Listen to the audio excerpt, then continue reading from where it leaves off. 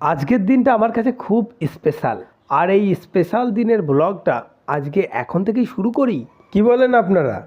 শুভ কাজ যত তাড়াতাড়ি সম্পন্ন হয় ততই মঙ্গল।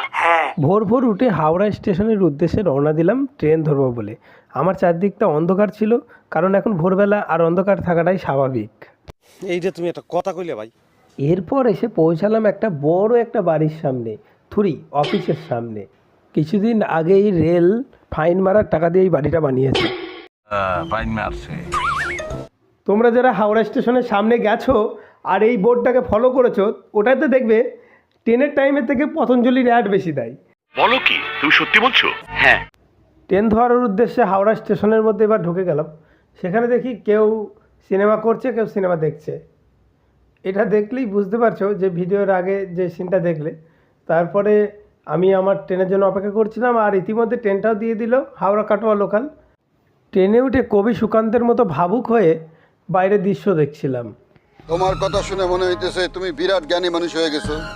এরপর গ্রামের মাঠ ঘাট নদী নালা দেখতে দেখতে যাচ্ছি, আর শহরের জামঝঞ্ঝাট থেকে মুক্তি পাওয়ার চেষ্টা করছি।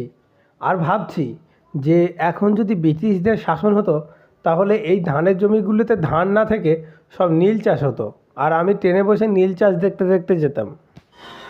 ফালতু কথা একদম কবি নে। ওসব বাদ দিন, দেখুন তো কত সুন্দর, কি সুন্দর ধানের জমি, কি সুন্দর ঘাস বন নদী।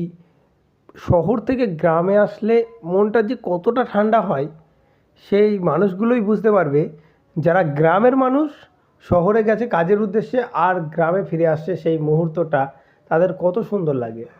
বর্ষাকালে খালবিলগুলো ভরে যায়, গাছগুলো সবুজ হয়ে যায়। নানা কথা ভাবতে ভাবতে চলে আসলাম আমার কাঙ্ক্ষিত জায়গায়, নবদ্বীপ স্টেশন। নবদ্বীপ স্টেশনে পৌঁছে যাওয়ার পর আমি এখান থেকে যাব বাড়ির উদ্দেশ্যে। দুটি চমকের কথা বলেছিলাম। প্রথম চমক তো এটাই যে আমার জন্য, সেটা হচ্ছে আজকে আমি বাড়ি ফিরছি। আর দ্বিতীয় চমকটা আসতেই চলেছে, তার জন্য তো অপেক্ষা করতে হবে। এটা নবদ্বীপ ধাম, এখান থেকে মায়াপুর ইস্কন সব ঘোরা যায়। খুব সুন্দর জায়গা, মানুষ সবাই ভালোবাসে আর আমি বেশি ভালোবাসি।